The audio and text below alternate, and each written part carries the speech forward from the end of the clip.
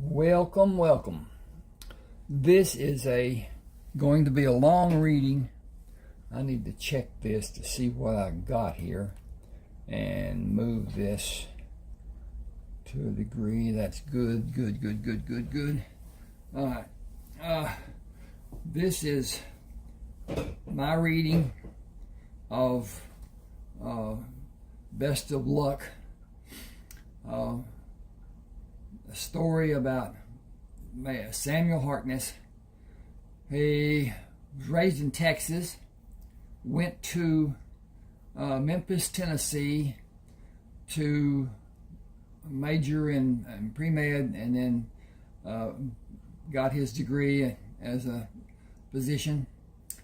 And during his time of training with another doctor, surgical training, a emissary from the Army came and asked him to join Ulysses S. Grant and helping with the effort that the Army is doing.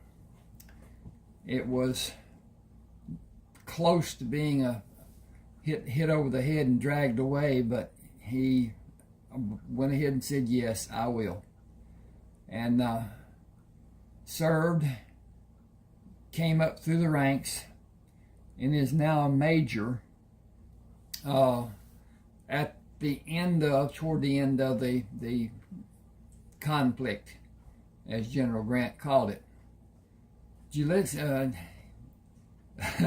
General Grant, Ulysses S. Grant, was not his name, but it got to be changed when his mother, who was a Simpson, they shortened his name from Hiram to Ulysses S. Grant. And the registrar there at the point would not change it. So he became known as Ulysses S. Grant for the rest of his life. And all of the accolades and everything else and whatever went to that name. So he never did contest it. Even when he was president, it was Ulysses S. Grant. At any rate, we're going to start here with Sam talking to General Grant. Major Samuel Harkness pushed the flap higher to enter the tent and saluted General Grant. Sam, I called you here knowing you have men who need medical help. Your orderlies will attend them while we talk, and they will be moved to other medical facilities. I got to get a drink. Should have done this before I got started. If you'll give me just a second here, pull this big old heavy cap off.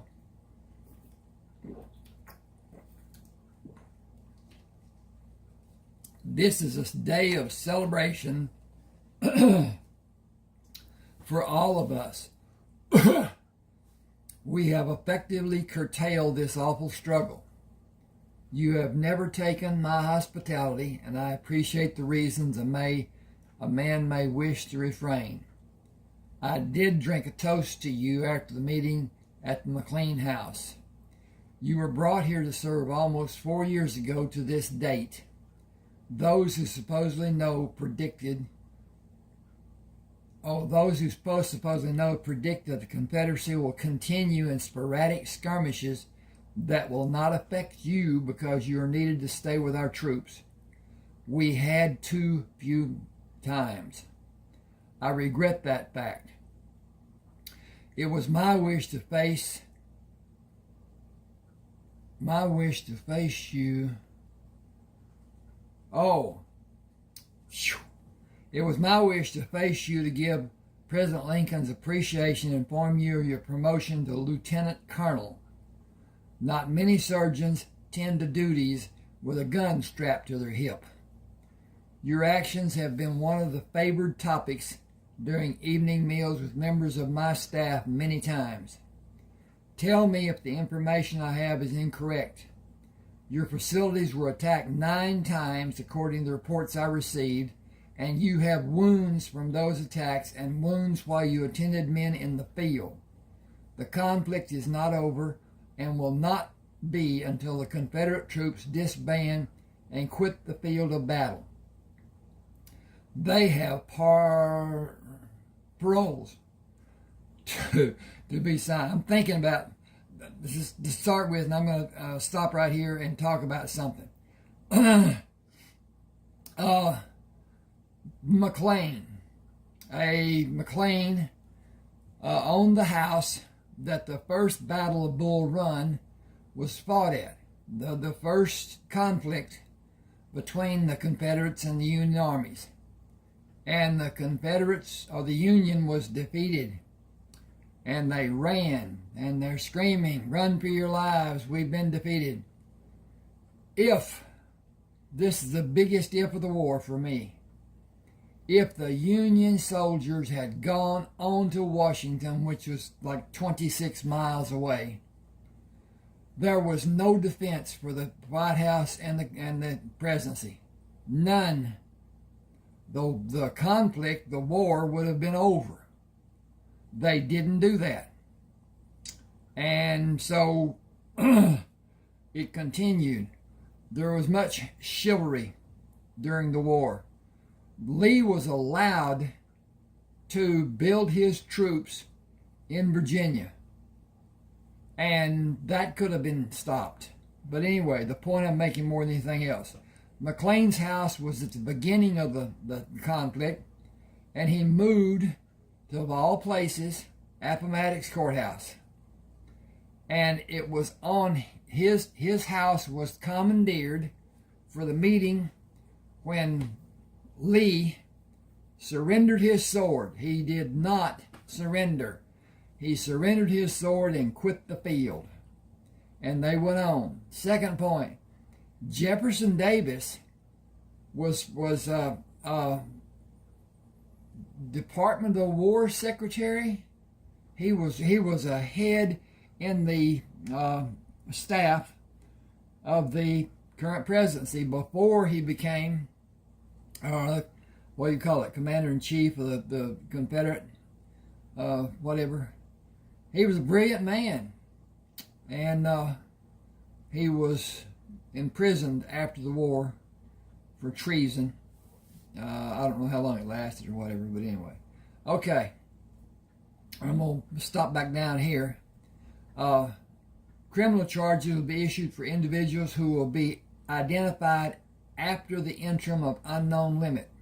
That's for the paroles that were offered to the Confederates. Travel will not be safe until all hostilities are officially ended. All Confederate property has been confiscated. The railroads will be operating in a few weeks and should be safe by sometime in the next 2 months. That's all I have for you. Arrangements for your departure, let me get up here, have been made when you, arrangements for your departure have been made when you desire to leave. I'm going to change this.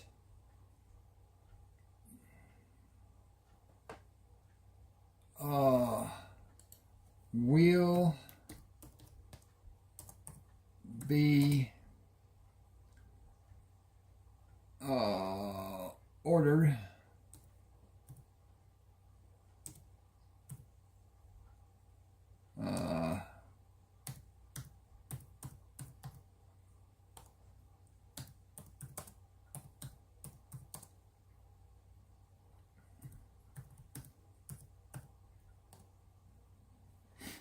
okay.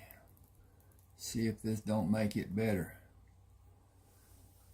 Arrangements for your departure will be ordered and have effect when you desire to leave. Is that effect or affect? It's going to affect, so it's E. Okay. I will do everything in good conscience to help you. Reconstruction for the South has been predicted to require several years in being effected. The Deep South, more than those states that announced their affiliation with the Confederacy later.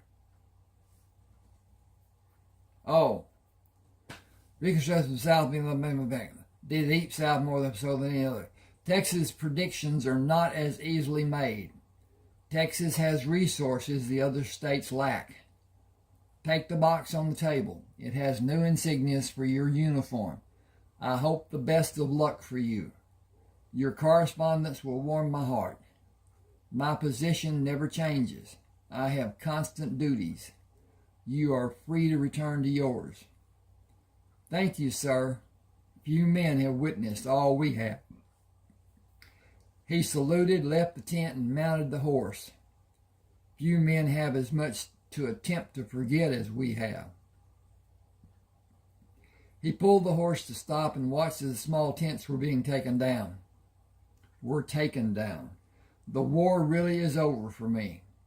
I have no hospital and no men need my help.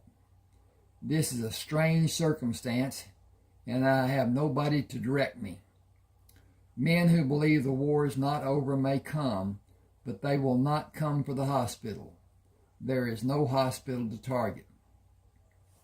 Sergeant Ernest Byers waved and started toward him. Sam pushed the horse to meet him. The men were taken away in ambulances. We have nothing to do. This is a strange feeling. What did General Grant tell you? Nothing positive. Total surrender was not expected, and arrangements were not made. You have orders. They were delivered, and Hines told the corporal to leave them in your tent. General Grant said he had orders drawn from me, but he said individual travel would be dangerous for weeks and even months. We are surrounded by Confederate sympathizers. General Lee surrendered his men. The other generals are still following orders from Jefferson Davis. The Confederate enlisted men have a general parole if they sign to receive it. If they each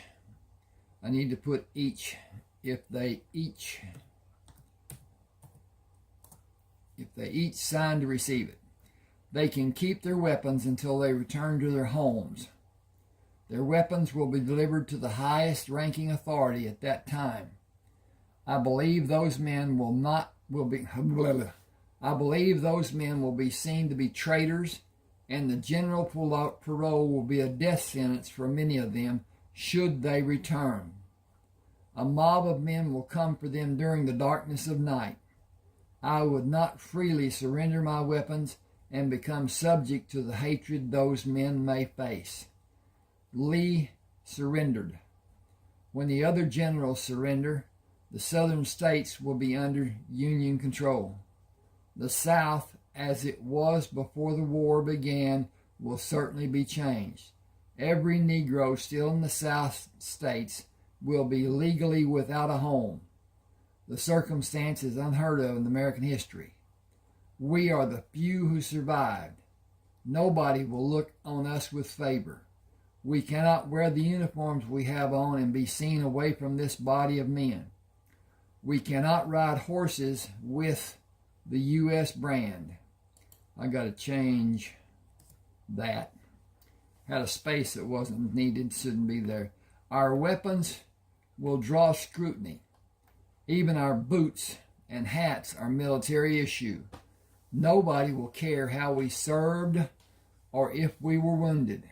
Nobody will care what happens to us. Do you realize that we are in the midst of more than 63,000 Union soldiers, and the men General Lee surrendered total about 26,000. We lost 152 men in the 5 battles, and the Confederate losses totaled more than 500 lives. I hope to never be as ill-equipped to perform as a healer as I have been for almost 4 years during this struggle, as General Grant termed it to be. It was a giant mistake, followed by numerous isolated mistakes which we confronted on a daily basis. I understand that those circumstances happening were even worse for the Confederate people. Will you see what we are ordered to do?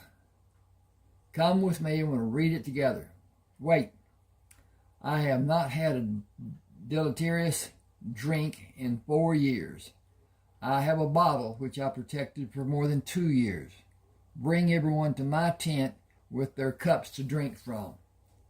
He tied the horse and went inside the tent to open and read the message General Grant ordered. "No, describe daily routine and wait for orders. Short and to the point, and nearing the end almost." 27 men stood in a semicircle in the front of his tent. "Boy, are you a noisy group. How does it feel to have nothing to do and no orders to direct you tomorrow? Extra tents will be dropped for us to erect. Standard orders allow 5 days for you to learn if your specialty will continue to be needed. We will not be forced to leave this area until we continue. We will not be forced to leave this area unless we continue as assigned and move with our assigned unit. In case nobody informed you, General Lee surrendered the Army of North America. That action does not end the conflict. It ends our conflict." Hang with me just a second. I got to check on my progress, see what's going on with my stuff, see if I'm going the right direction and everything is copacetic. And it seems to be. Now, I do not have a microphone, except the microphone in this cell phone that I'm doing this with. So, I know it's going to be lower and higher and whatever. Anyway, I'm trying to do my best. Okay, show of hands, please. How many of you will go south across the Mason-Dixon to return to your home? Sergeant Byers? "I cannot go home to Mississippi." 3 men raised their hands. Sam turned his head when the noise of 12 wagons drew his attention. "The wagons bringing the new tents are here. Raise the tents you choose and help the other men erect the other tents. Bring your chairs if you want to talk, especially the 3 men who raised their hands. Emmett, I know you. Many of the others have only seen occasionally." He held the bottle up. "Bring your cups back when you bring the chairs." Emmett watched the crew throw the unassembled tents from the wagons. "That looks like more tents than we've ever had. Cots and wash basins, too." Sam lowered the bottle. "I am only one man. Many of those men you can see across the field are not welcome in their old homes. During bad weather, I will share my tent with 3 or 4 of them. Will you turn men away who will benefit from the protection of the extra tents? Should we deny them our extra rations? Should we deny them anything we can spare to give comfort to their lives? We are waiting for orders. Without orders, I cannot command or ask anything of each of you. What will we do?"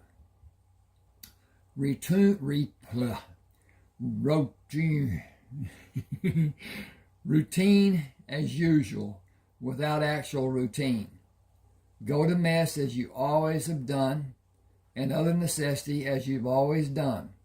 Basically, wait. We have peace above the Mason-Dixon as long as we stay together. He looked away from Emmett. "Sergeant Byers?" "Sir." "Tent erection?" "Yes, sir, Colonel Harkness." Tim Deaton pushed against Albert Timpson. "Major Harkness is Colonel Harkness. Think of us following him now." "I don't know all that means, but we will break into the chow line and he will receive special considerations, even as a lieutenant colonel. We have to keep our formation tight, and we will have a different flag. We will have designated seating near the outer wall, and we will leave our trays on the table." "I don't believe he will let us have that privilege. He is supposed to go to officers' mess. An officer ranked above a major is supposed to. I don't believe he will. If he shares his tent, those men will need to be fed. A colonel can do that. As long as the railroads are running, we can hop a train and leave Virginia to go where we will be safe. if we are discharged or furloughed. If we aren't, have you ever been on a train? No, have you? If we aren't discharged, we will be on a troop train. Nobody that is not in blue uniform will be on the train. Going home? Who cares? We will go where we are safe and we will be paid and fed. That's not the best part. We will be free when we don't have duty. We can go into the nearest town. Sergeant Byers moved to walk behind them, put his hands on each man's shoulder, and pulled to stop them. You are talking about a decorated lieutenant colonel. Regulations honor his rank. He cannot have his meals with lower-ranked soldiers. He is one of the rare few. Majors are a dime a dozen. Lieutenant colonels that have combat experience are among the rarest of the few. You better get your heads out of the clouds and figure out what is best for you. You know, but you aren't committed. I have. I'm going to attend Officers Candidate School and be assigned to the cavalry unit. I'm going to retire as a full colonel only because I will not have time to make general officer before I will be forced to retire. Get the tents put up and place the cots inside and the washstands outside. Don't question what's been done. General Grant will order it. We will all have what we need. It may not be what we want, but it'll be what we need. Wagons carrying empty kegs and kegs of water to fill them were placed in strategic locations. Inserts were placed inside the barrel tops to protect the water. Sergeant Byers placed his foot on the bottom rung of a chair, pushed down, and brought the chair to a standing position. Everyone bring a chair to the colonel's tent and form a semicircle. He took the flag to the tent and pulled the wrapper off to put in the holder and unfurled it. He stepped back and saluted. Your staff is waiting for you, Colonel Harkness. Sam pushed the flap aside and moved out of the tent. Their tents are shaped correctly. What do they number? Several men said 16. What reason would a quartermaster have for sending 16 unnecessarily large tents? Edward Keeling said, so each of us will have a tent and not share one? That statement deserves clarification. I have a tent that I do not share. Sergeant Byers has a tent that he does not share. 26 men share 10 tents. No tent has more than 3 occupants. Oh yeah. You will not be dislodged by being forced to establish your domicile in a separate tent. With the consideration settled, I have a puzzle of sorts for you to consider. Wilmer McLean and his family lived on a farm near the Bull Run River, near Manassas, where the first battle of Manassas happened. To avoid another battle, he moved his family to a house near Appomattox Courthouse. General Grant commandeered the McLean house to meet and offer General Lee a means to end the war in a manner that was of benefit for his troops. The first major battle started in the yard of Wilmer McLean, and the last major battle ended inside his house. The Confederacy did not lose due to subjugation. The loss was due to lack of supplies. We have an abundance of everything we need.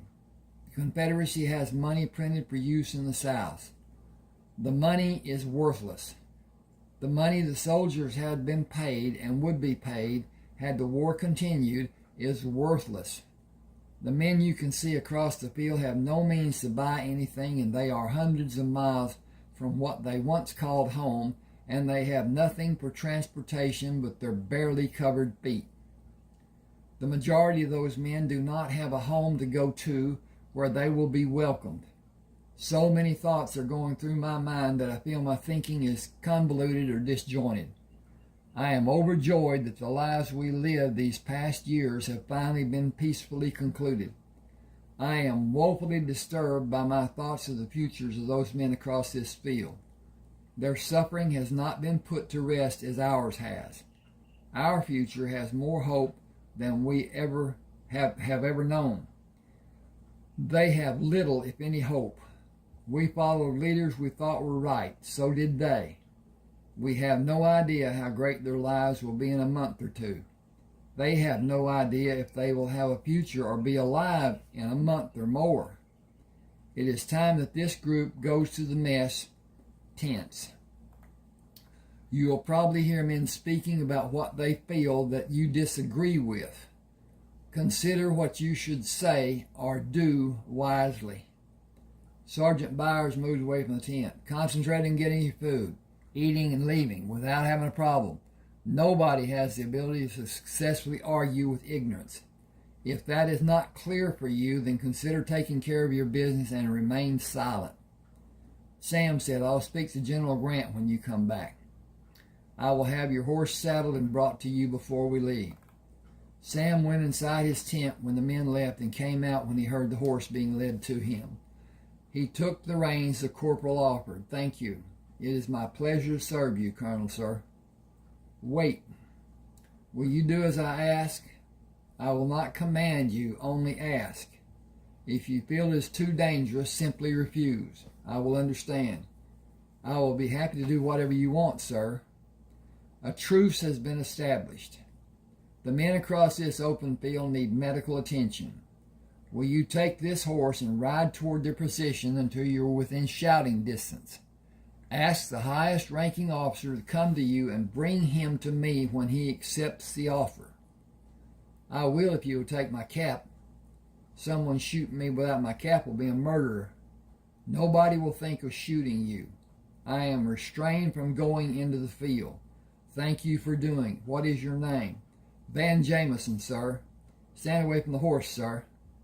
He turned the horse and mounted. It won't take long, sir.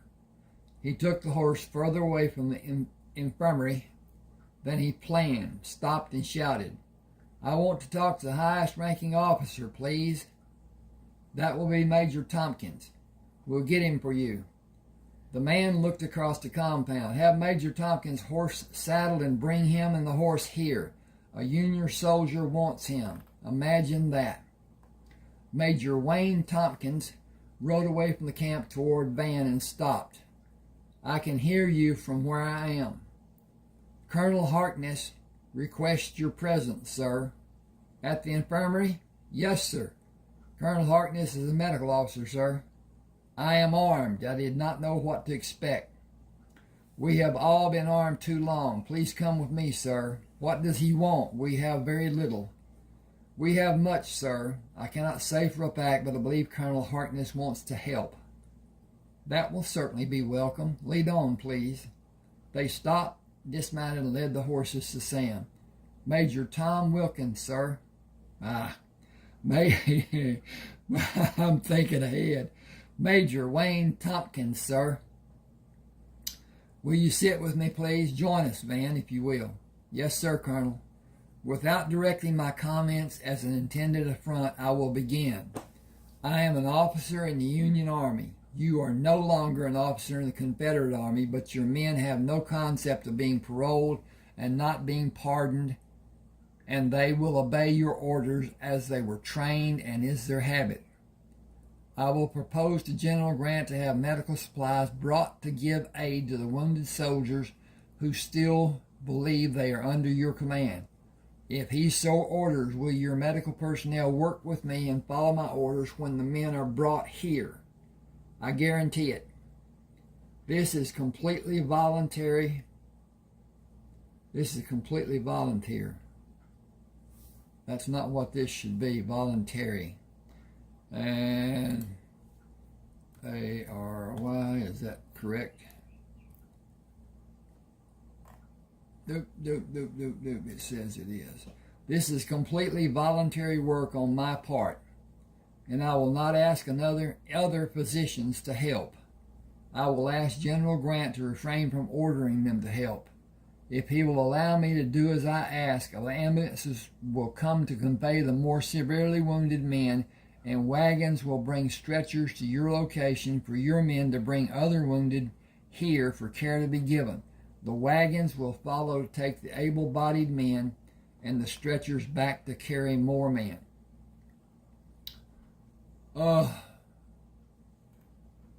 who we will administer drugs, cover wounds after they're treated wherever possible. Every man who will help will be appreciated. I will assemble the men who will help and wait for the wagons.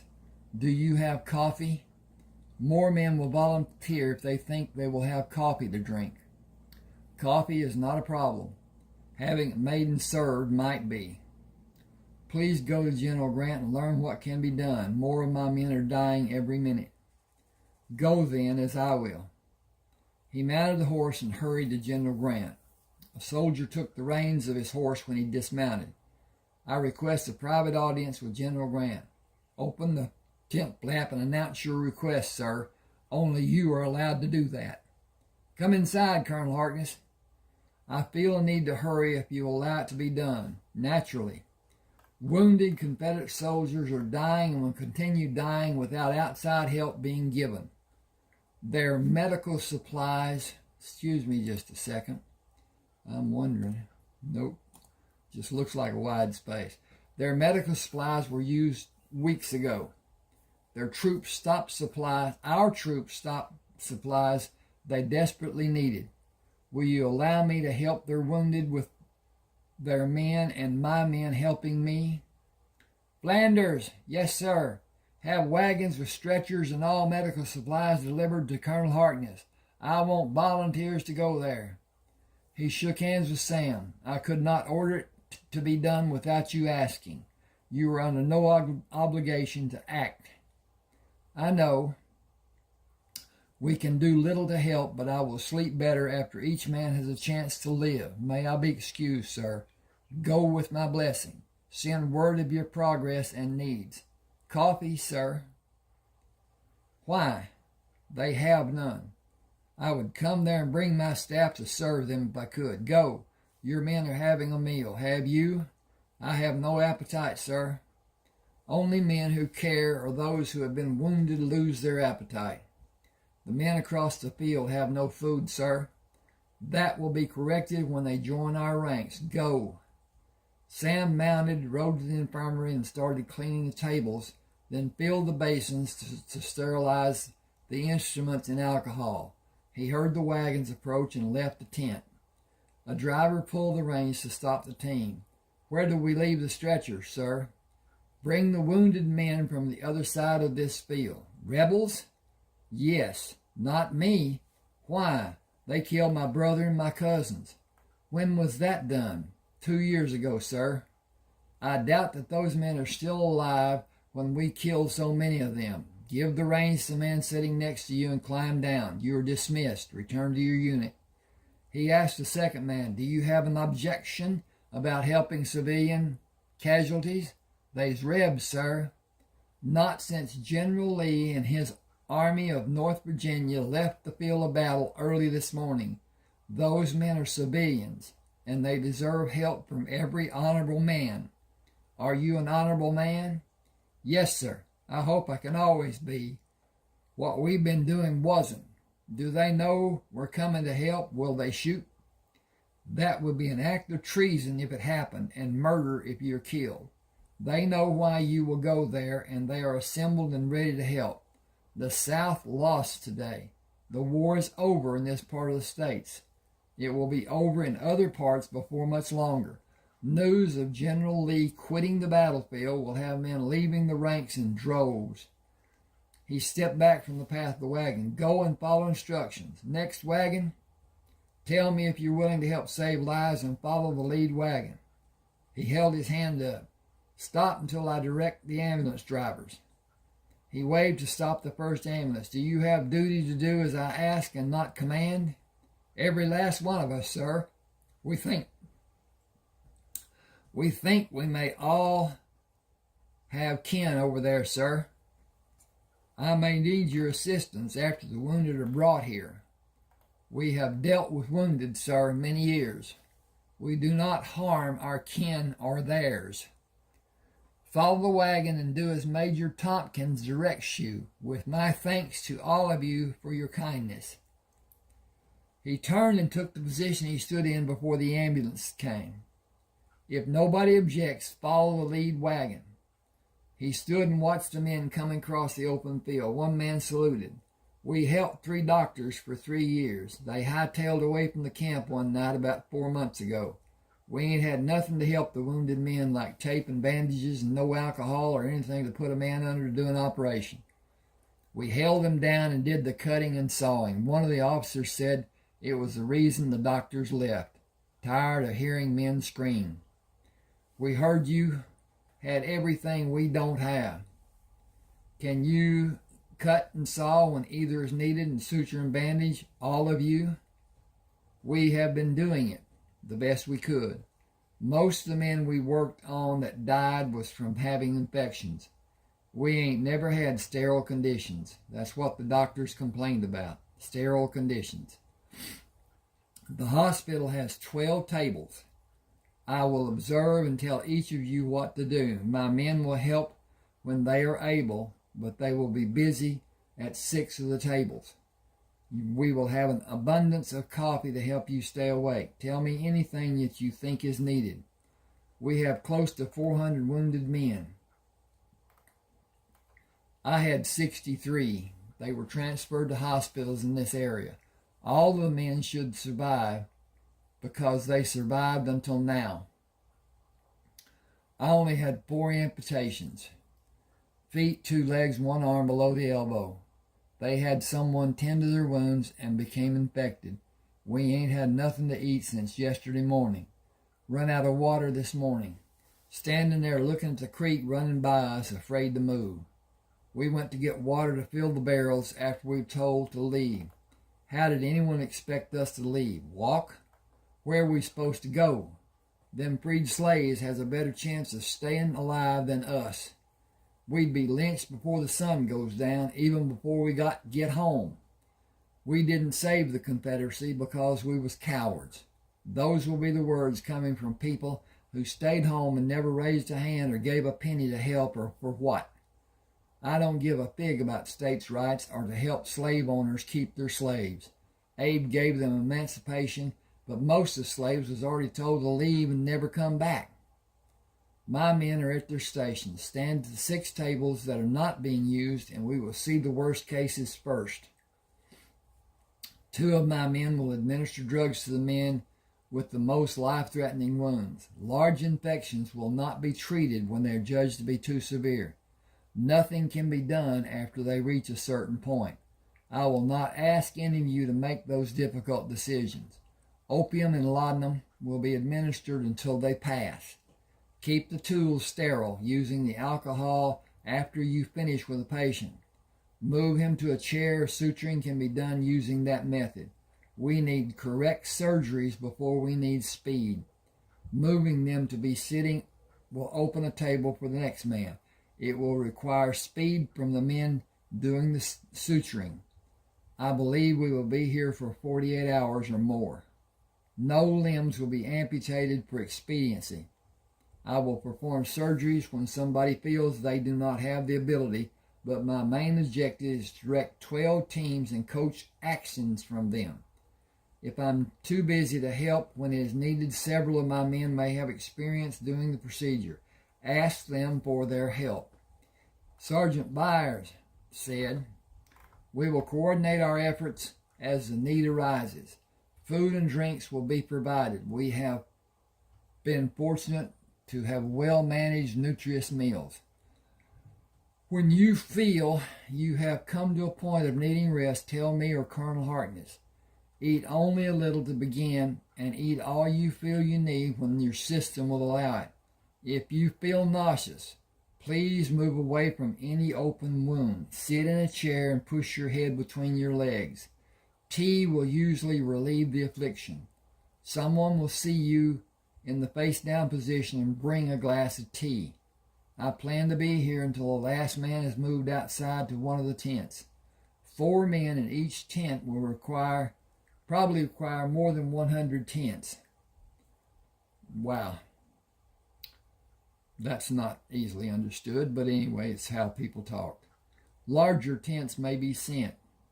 All of us will not be needed all the time. Helping outside directing men will help everyone. The latrine is out the north flaps and about 40 paces west. It will help me if I do not know what time it is or what day. The first patient is here. Put him on this table and we will begin. We only have chloroform. Administering it is simple. I can instruct you as you may need it. Talking will help everyone and nobody will be bothered. You are concentrating on doing the procedure correctly. Ask when you need advice. The books will be a convenience when we need them. We cannot recount the number of times one of us did a procedure while someone read from them. You cannot be wrong when following the intelligence written in a book and it is read correctly. Okay, this is a break, and I need to drink a bit and check on my progress. Okay, and we's progressing. Okay. Sam leaned over the table after Demont washed and wiped it clean. Is that the last man going outside the recovery tent? It is dark outside. He pulled the pocket watch out and flipped the cover open. 2:24. What day is this? How long have you been here? I ate 14 times, but that does not help my calculations. Sergeant Byers stretched out on one of the tables. I need a pillow and I will sleep here until I need to make a nature call. 84 hours. I am dragging and I don't think I can move. Someone who has slept, bring me a bedpan, please. Are you sure? Have we been operating 3 days and 12 hours? We more than you, but you logged a heap of miles when you weren't operating. I am too tired to be respectful and say, sir. I am too tired to care. I will attempt to make it to my bunk, enjoy the mattress. I will appreciate it if I'm allowed to sleep until I wake of my own volition. Did anyone get a body count? 427. All were alive when they left this facility, and none were amputees. Will you prescribe laudanum for me, sir? Lay your exhausted body on the soft mattress and not be needed. Good night, everyone. We only have post-op examinations to do today, sometime later. A sentry saluted as he approached the tent. I am too tired, Jensen. Have your relief wake me at sunrise. Yes, sir. Sleep well. I'll be here. Thank you, Jensen. Have someone bring my horse after sunrise, please. Yes, sir. I'll be ready when you need an escort, sir. Sam dismounted at the front of General Grant's tent. I hear noise coming from the tent. Care to hear great news? Coffee is good this morning. Bring your great news, but I know I already have a report concerning 427 men who are alive due to your deeds. The supplies that were captured were delivered, and the men have been fed, and they are resting. The men you did not see who have slight wounds were fed, and they are resting. I have thousands of ex-military men applying for enlistment. A number of those men did all any man could do to help our efforts. They were acting in place of the 3 doctors who left them 4 months ago. They had no advanced training but handled each man's needs with care and sympathy. Can you get their names for me? I will. I imagine they're fast asleep. All of my staff stayed the course with me. 80 hours of surgery and 432 badly wounded men. 5 men died on the table. I am not versed on accommodations. Do I write my recommendations for the men? I sent my recommendations for you yesterday. I would make you a full colonel if I could. It would not be allowed since you were just promoted. Can I add a bit of flavor to the coffee? As your friend, cut down on alcohol and cigars. I worry most about the number of cigars. The liquor will damage your liver. The chemicals in the cigars will damage every organic contacts in various manners, and all of them are bad. You may be taking 20 years off your life. I'll stop since it's going in one ear and out the other. I want to make contact with a gunsmith in Lynchburg with your permission. Not today. Check on the men who are with the wounded. See the more severe cases if you are needed, and rest. If you don't sleep, even if you don't sleep, let your body rest. You have time to meet the gunsmith. We are in a position to move if it's what is needed to protect the capital. Jefferson Davis ordered the Confederate generals continue the conflict until the generals surrender. We will be here. Corporal Darrell Fulton took the horse when Sam dismounted at his tent. Thank you, Corporal. I will not need him again today. I'll have him cared for, sir. Do you have further instructions for us? Normal routine. We will be here an unknown length of time. In case you hear something different. The war did not end 4 days ago, and we are guarding the capital until it does. Send a message to the hospital corpsmen that I am here if someone needs me. Tell them I hope they find ways to have adequate rest. I will have it done. Thank you, sir. Excuse me a minute.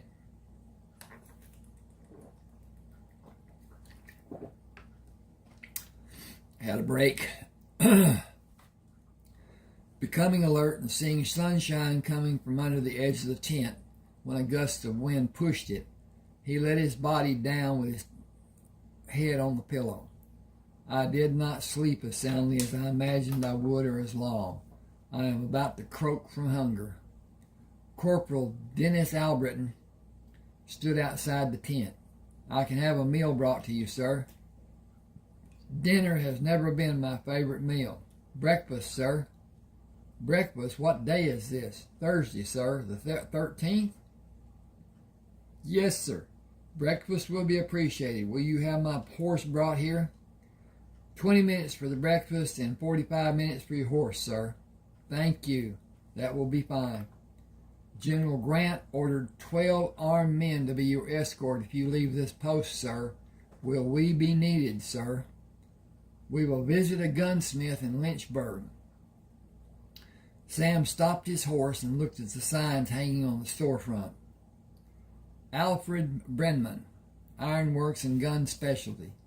That shop may be the end of our journey today. Jenkins held his hand out to stop Sam. We should check the shop first, Colonel. With your permission, sir. Try to make people aware of what you intend. We will, sir. Kendrick and Sutton, accompany me left and right. Barton and Mentor, check the workshop. Alfred Bremen stood behind the counter. Nobody here but me. I am a Southern man. Colonel Harkness asked permission to come here. He is a physician. A doctor and a colonel, that's interesting. Invite him in. I have a few words for him. Our search is not complete. When I know he is safe, you can invite him. If anything happens, you will be charged and hung as a traitor. Just take your Colonel Harkness back where you came from. Jenkins brought the rifle barrel up half the distance that was needed to have it level on Alfred Brenneman. I suggest that you treat this day different than any day you've ever had. You are a split second from being shot. I don't want anybody calling me a traitor.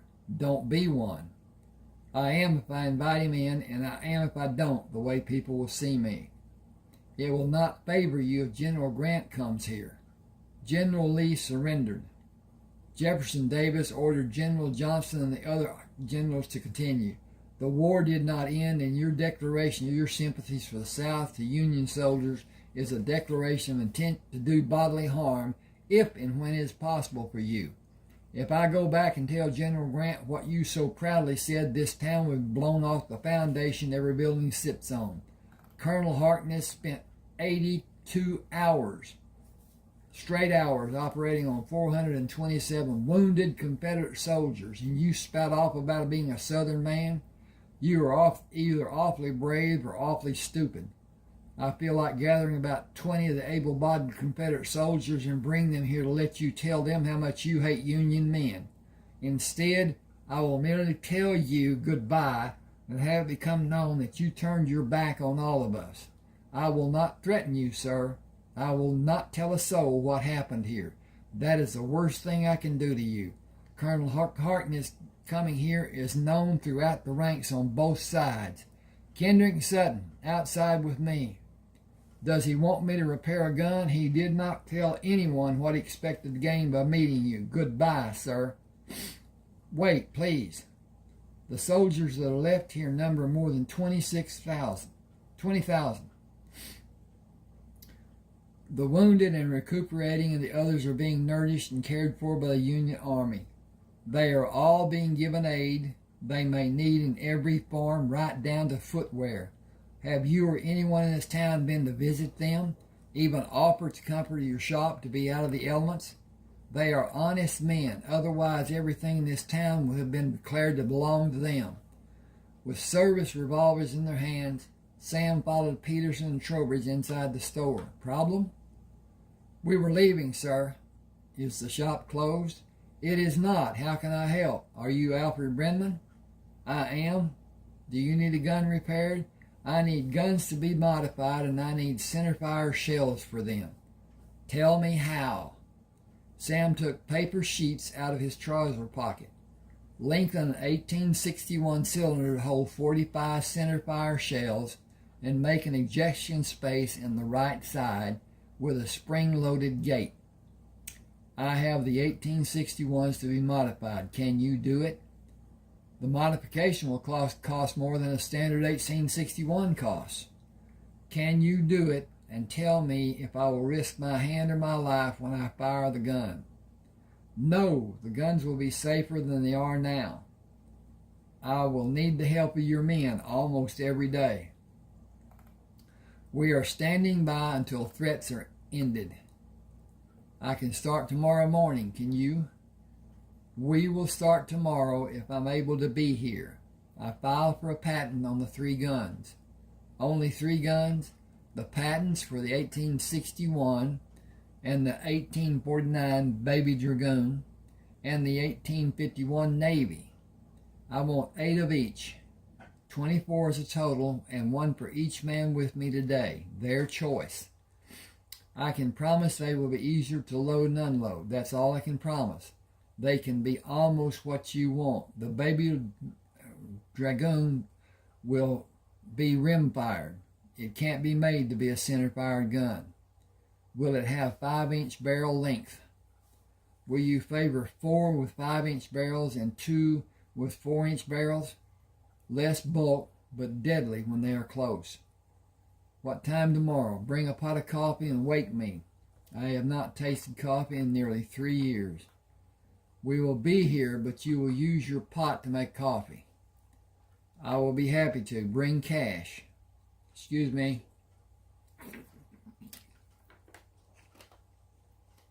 We will settle on the measurements, and I will make the trip into Lexington to buy what we will need to modify the guns and rebuild them. Nobody will be able to tell you what one of the guns may be when they see it. I will need most of your men to help. They will be too tired to help the next day. Can you bring another 12 men the next day and 12 more the following day? The first 12 may be rested enough to help the third day. We will do the same work on the 3 guns every day. 2 or 3 weeks should be enough time. Will you have enough money? I have the money you will need. Am I being nosy by asking if you intend to wear a waist belt and holster for each of the guns, or will you need a holster that people will not see if you have the 4-inch gun hidden under your coat? Both. Can you purchase the Baby Dragoons? I have 51s and 61s. I will, and I will measure them for modifications. I'll have Cletus from the leather shop come by too. He'll want to go into Lexington with me. And we got a break. Sam and the 12 men tied their horses at the front of the store and went around to the workshop. Alfred Brennan brought 3 packages tied with strong cord, 1 of each gun cushioned inside wooden boxes and wrapped inside the packages. They will fit in the new saddlebags you have made, so you can carry 4 in one set of saddlebags. Your men can go in the store and get the rest of the packages. John Wilkes Booth was shot and killed by Boston Corbett. It took him a long time to finally die. There's lots of mystery about Abe's death. The war is still going on. Booth is not a soldier, but he told Everton Conger to tell his mother that he died for his country. Some say the man was not John Wilkes Booth, but a man who looked like him. Most people would not recognize Booth without his heavy makeup. He was an actor. They all powder up pretty heavy. I don't know him either way. I wouldn't know him either way. Excuse me just a second. I'm getting dry.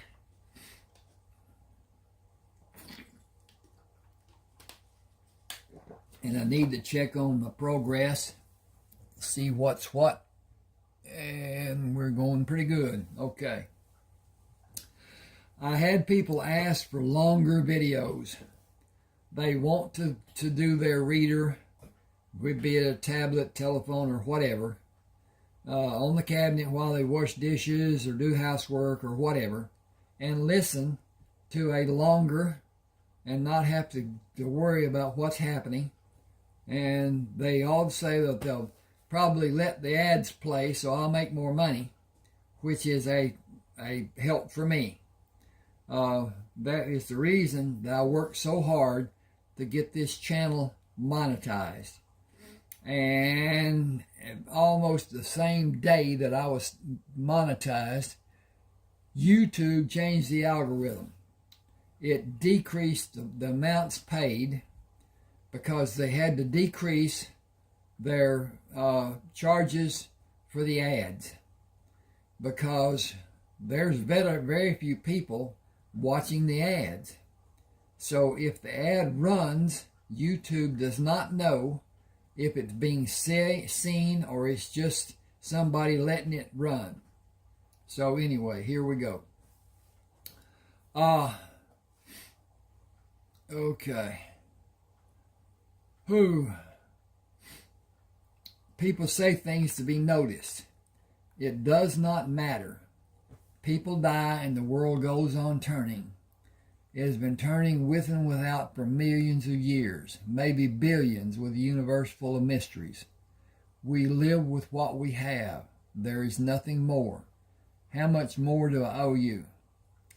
$212 gold. Damn Confederate money can't buy a drink of water. The war may not be over, but this ain't the Confederate state of Virginia no more.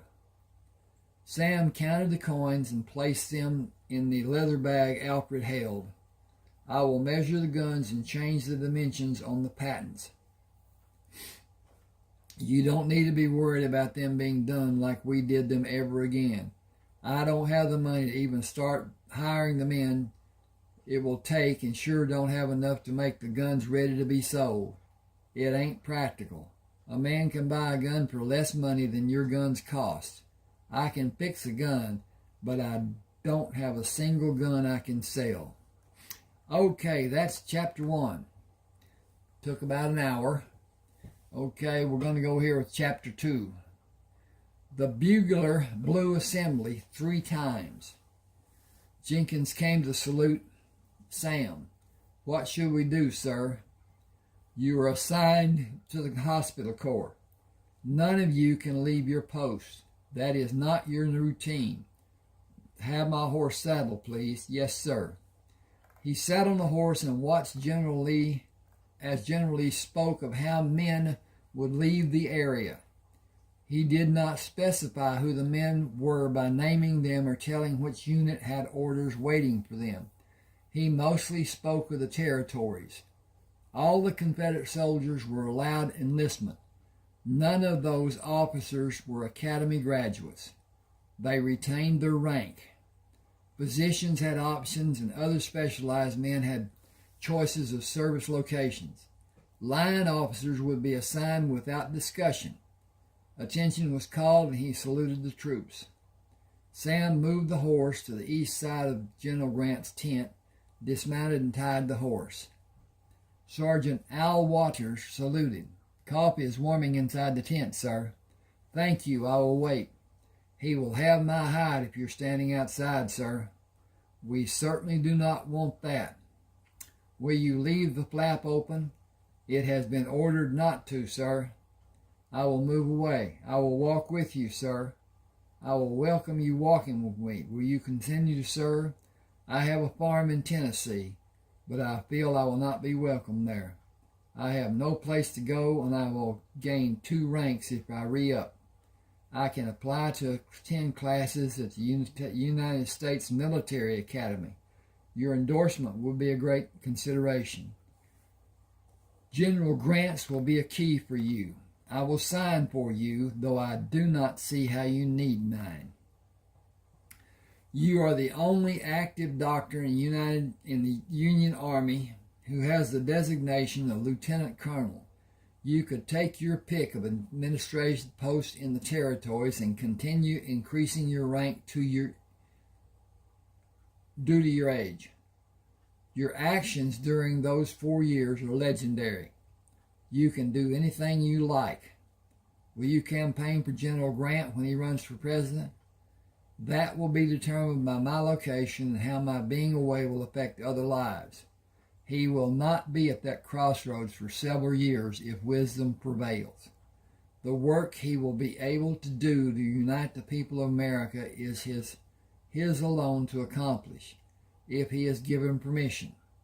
I will certainly lend all I can to help in that regard. Reconstruction can be a success.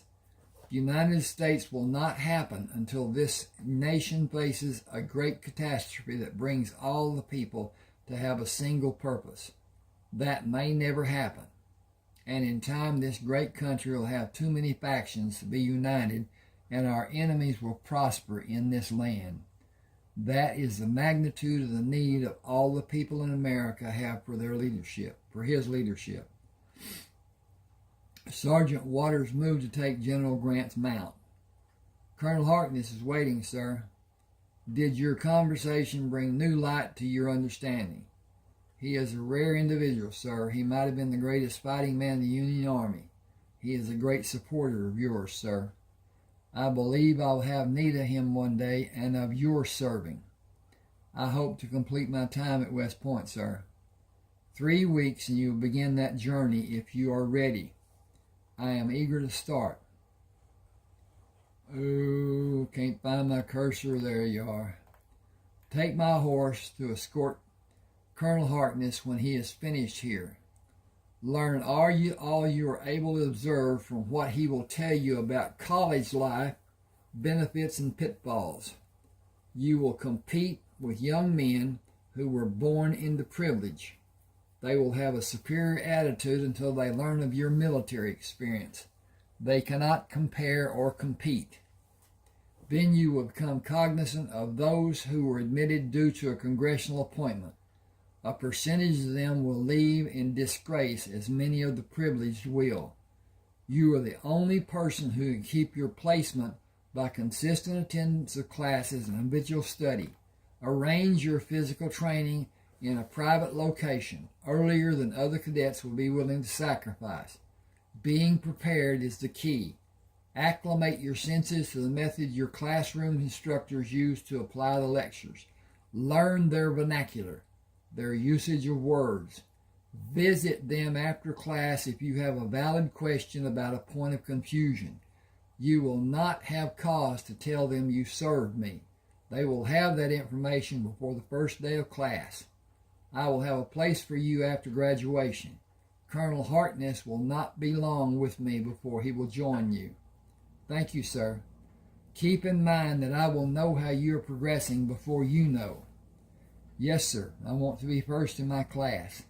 I will not be discouraged if that does not happen. Graduating will be my purpose, and I will graduate, sir. He turned to see Sam. Colonel, you should be inside enjoying a drink. I will not be comfortable until the primary occupant is the host, sir. I saw you sitting on your horse while I was speaking. We will disperse is all I was able to understand. I still have patience, sir. The trains have not been scheduled due to one problem or another. Our engineers predict the problem be rectified before the end of the month. The patients will be transported to local hospitals when they are able to be moved. I could use your services on my staff. Opposition exists from every portion of the government and from the private sector. Politics is not one of my strengths. Okay. Tactical positioning is listen to your advisors. Study well to understand what the results may be and what will happen due to the results. When you are satisfied that you have all the information that will ever come to you, have a drink to help you sleep and make your decision before you dress the following day. Do not falter from the decision. If you fail, let it be from attempting to be right. That will probably never be clear or obvious. Restrict the drink to a single, sir. You espouse the adage of neither slow nor fast and neither half fast. Spoken swiftly, that is the crunch, sir. Take Sergeant Waters and impart every inkling of knowledge to help him mount an offensive to gain his goals at the academy. You cannot trust him. Sir, he does not imbibe. He is probably of the same mind as I am, sir. Limit your intake and the cigars. Both will shorten your life. I will leave you with those subjects to be contemplated. With all my respect, General, you are a crafty one. You should be. I will correspond, sir. I have the strongest desire to know what you have in your boxes. One contains the type of saddle Western ranch workers use, sir. Others contain arms I believe I will need from here to my home in Texas. Better to have and not need than to need and not have, sir. He saluted and moved outside the tent. You're with me, Sergeant Waters. Your scholastic instructions have been ordered. I will remain in this area until the trains are known to be reliable. I foresee an arduous journey ahead for both you and me. Returning in my mind to those days before I was practically abducted will be bittersweet. According to your preparation, your days spent at the point will not be so pronounced. Your first goal is never act in a manner receive an official or recorded demerit. Focus as though you are a prisoner with your single vision of graduation within your reach to be your daily endeavors. Leave the distractions to those who have no caring about the outcome or the future. You will be older than most and you are experienced. Both will be to your advantage. Your instructors will expect you to excel. Go beyond what your classmates will not attempt. Even a small degree of persistence will place you higher in your marks. Your goal should be to graduate, with or without honors. The shoulder insignias you will earn have no caring about your graduation placement.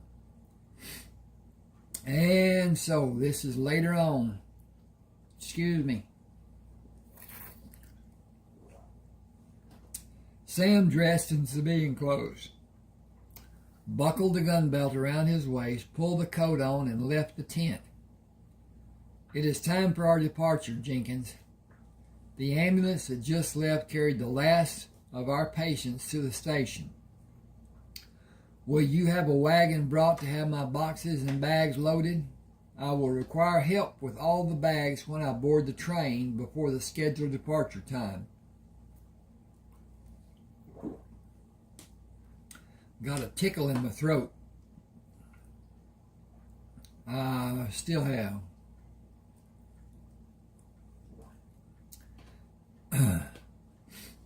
It will not leave until all the men are aboard. We are no longer needed here. I am no longer needed anywhere. You will have a pleasant and short ride to West Point. Classes begin in 3 days. I like your boots, sir. The sir will be given a much-needed rest in a few minutes. That is not likely to happen until you leave the train, sir. The train conductor stood beside Sam while he watched his boxes and bags being loaded into the baggage car. Can we go aboard, sir? I have other bags I will keep with me. They are waiting for you at the front of the forward passenger car. You will have the seat to yourself, sir.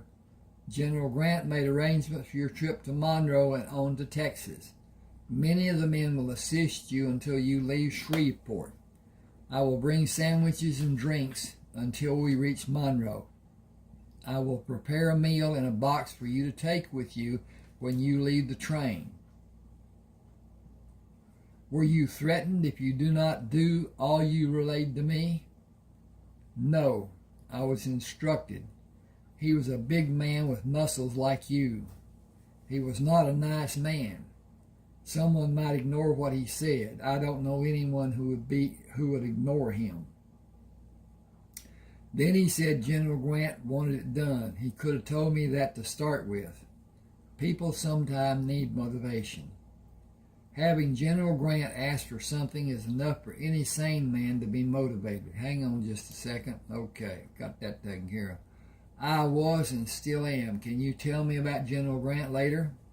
When you have time. I will always have time until we reach Monroe. A horse and 2 mules will be waiting for you there, the large man said. I have my duty to see to. I understand.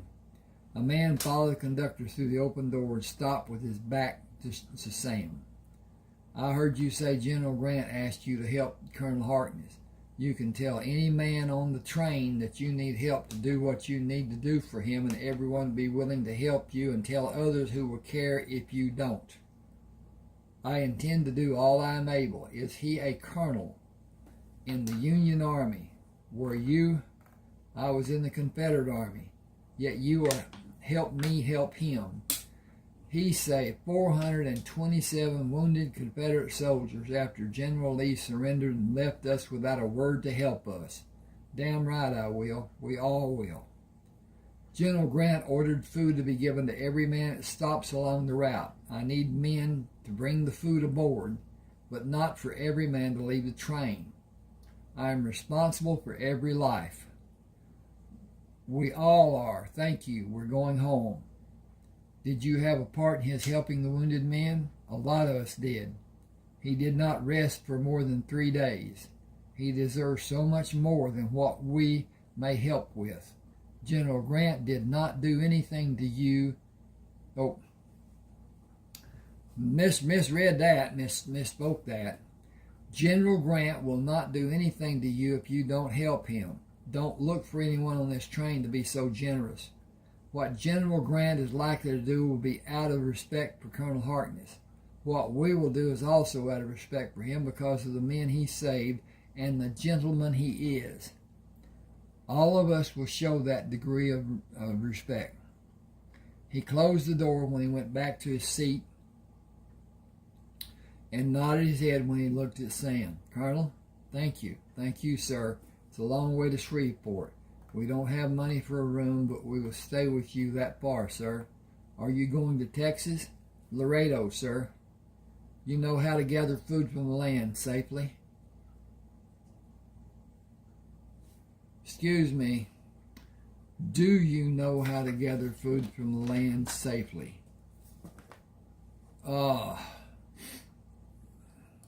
People speak as that, but that's still not very understandable. Okay.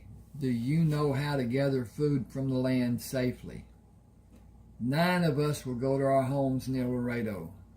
We were not wanted by the Union Army. We were told where to go by the Confederate Army. They only needed men who could fire a gun. We were a cannon crew.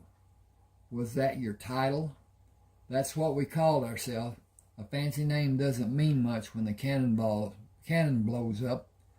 I should sit for a while, sir. Did you help? Were you a patient? What do you need? Just a rest, sir. Go. He stood up and faced the rear of the car. Does anyone need medical attention? A voice from the rear was barely audible. If this shaking and bumping goes on long, I may need something. Some of us have medical bags.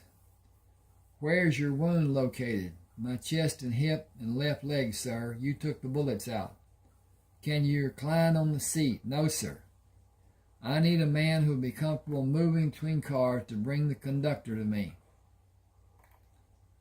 I can do that, sir. Were you wounded? Yes, sir. Is there a man who was not wounded that can find the conductor? He left the car when nobody spoke. He found the conductor in the third car he entered. Stop the train at the next town that has a hotel. Wounded men need attention and they should not be on this train. Slow the train to prevent injuries to the passengers.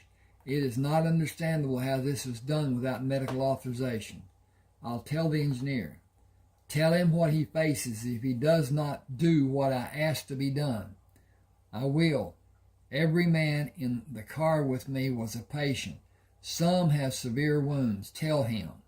I will. Sam waited for the train to stop and jumped onto the platform. I have a military emergency. Take my instructions to the telegraph office and send a telegram to General Grant. Tell me what you want sent and I will clear the line to send it. Sam talked through the messaging and told the operator he expected an immediate response. He heard the continued click key strikes and listened to the telegrapher. Go to the next station and move the wounded men to 3 hotels. I wrote the names of them for you. General Grant will send a detachment and supplies. Thank you. Always ready to lend a hand to the government, Colonel. Sam stood on the first step and signaled the engineer to move the engine slowly. The conductor waited for him to return to the car. Henry Derringer, sir. What are your orders? Go to the next town and take the wounded men to 3 hotels. Men with conveyance methods will assist. I want an able-bodied man with each of the wounded men, volunteers. They will be compensated.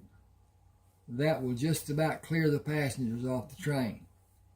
I had not experienced a side-to-side movement railroad passenger car. Do many people experience motion sickness? All the time, sir. It was designed that way to give comfort. Do the baggage cars have the same problems? No, sir. They ride even rougher. Are your possessions well protected, sir? I can only hope, as rough as this ride has been. How far are we from the next town? 20 miles to Colton. As slow as we're going, about an hour and 45 minutes, sir. I am happy that the car is not swaying like it was. I think we may be in Colton a week or more, and I will stay until the men are able to travel. Tell the men in the other cars I will stay to help. I will not know which hotel I will be in until I'm told. They will be able to find me. Oh, got a break. Hee-haw-haw. Okay.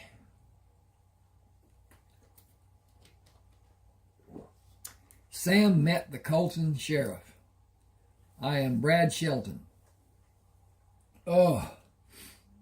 Sam shook his hand. I have been here 16 days. I did not expect to stay this long. I had your boxes and bags taken to the train in a wagon. Men help push the boxes and bags into the baggage car. They will help you to your seat and bring the bags you keep with you to your seat. Thank you for all you have done. I wish all the best for you. The letter Sam had in his pocket assured him of the horse and mules waiting in Monroe.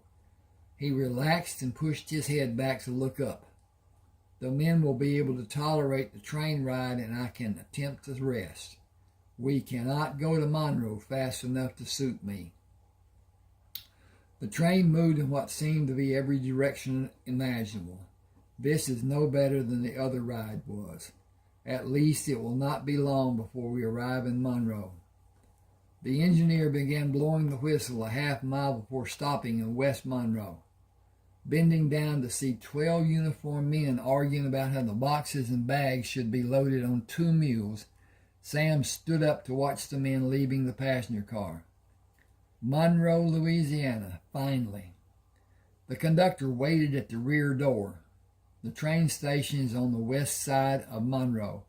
The engine will be switched and the cars will be realigned to move east through Monroe to load and continue as the trips have always been done. It keeps my paycheck coming to me. Sam shook hands with the conductor. I appreciate the dedication you exhibit for your work. Many people see you as being the railroad, which is understandable because you are the only person they see. The tracks will go on to Shreveport and into Texas sometime in the future. It is being done already. You should stay away from the work crews. That is good advice, since I am not part of that endeavor. They are a rough lot. I assure you that I intend to do as you suggest. Thank you and goodbye. He stepped down on the platform. I cannot understand why a man would choose his line of work just to earn a monthly paycheck. The railroad is his life. Sergeant Bob Scart, sir. No R in that. Sergeant Bob Scart. I still want to put an R in it. Scott. Sergeant Bob Scott, sir. The animals are ready for your inspection, sir. Please calm yourself, Bob. I will not omit describing your diligence in my communication with General Grant. Did you check the work the men did to secure my belongings? I did, sir. Is the water fresh in the 4 bags and in the canteen? It is, and the feed for the animals is too, sir. Will you place the rifles I have in the proper boots? We will, and place the other items where you want them, sir. Thank you. I will do that. Please cover the loads on the mules and tie the loose ends of the ground sheets. It is being done. You can use the crossover that was built for wagons to cross the tracks that is in front of the engine, or you'll be forced to cross the raised tracks further down the line, sir. Thank you, Sergeant. I believe all the preparation has been made and I am able to leave. It is a relief to be away from the obnoxious jostling of the train and be back to semi-normal life. He took the reins and mounted. Best of luck to you and your men, Sergeant. It will take you the better part of 4 days to get to Shreveport. Our best to you, sir. Entering Shreveport, Sam stopped the horse and watched people moving on the boardwalks and crossing the street. He pulled the horse to his left to use the street behind the row of businesses and stopped at the water trough at the stable. The horse and mules drank, raised their heads, and drank again. New in town, you can leave the animals. $2 to take care of the animals and store what you have on them. 50 cents a day for your feed after the day. Their feed after the day. I'll saddle the horse and load the mules. Fill the water bags and give you 8 pounds of feed for the animals, all for $5. You can't do it alone and block the men from coming here, but give me the $5 now. 5 for 2 days. I plan to leave early in the morning of the 3rd day. I can do that. Still, the charge is 50 cents a day after 2 more days. The only beds are upstairs in the Riverboat Saloon. Marla Roberts runs the bathhouse next door. That's all she offers. Lock your door, take your valuables with you. Sam gave him a $5 gold piece. I'll have a receipt, please, and I don't expect to have any trouble leaving. Men coming through town told me about you. You will not have trouble from anyone that has a lick of sense. I am relieved to know that. Thank you. Don't make trouble for yourself. My purpose is to rest and continue my journey, not to have a problem. I am a licensed physician and a decorated soldier. I will resolve a problem if one occurs. If you will give me the receipt and take the mules, I will register for a room. Take your horse and things and leave what you want to keep with you in the room and bring the horse back. I'll have your receipt. The soldiers that were here left last month. Changes are coming that will be difficult for the southern states if the changes find resistance. The change will happen with or without cooperation. The South will never be the same as it was before the war, and the country will come united with or without cooperation. The boxes are marked. I saw nobody even touch them until I tell my men to load them. Thank you. That will be the best if it's done in that fashion. The contents are unique. There is nothing like them anywhere in this world. Identifying them will not be difficult. Explaining their position will be impossible, and a noose will be waiting. He left the stable and tied the horse and took the 2 pairs of saddlebags inside the saloon. I need a room for 2 nights. Sign the guest list at the end of the bar. Your room will be upstairs over the bar. Lock your door and look at how to leave the building if you need to escape. You can pay Marla Roberts at the bathhouse next door. We heard about you. I am here to rest and recuperate. Thank you. Your first glass of beer is on the house. Thank you. I never drink alcohol. Doctors usually do. I am a licensed physician and decorated soldier. I sleep very well with the window open. I will not be an easy target, and repercussions will be swift and terrible. He took the key to the room, left the rifles and handbags, and went back to the stable. Here is the receipt. You have privileges. Don't abuse them. Sam took the receipt, went to the general store, and bought clean clothes.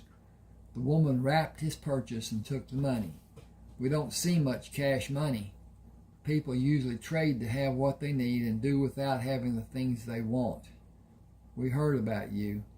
Thank you. Please keep the change. Good day. Marla Roberts came from behind the counter. I heard you were coming 3 days ago. Train rides are pure hell.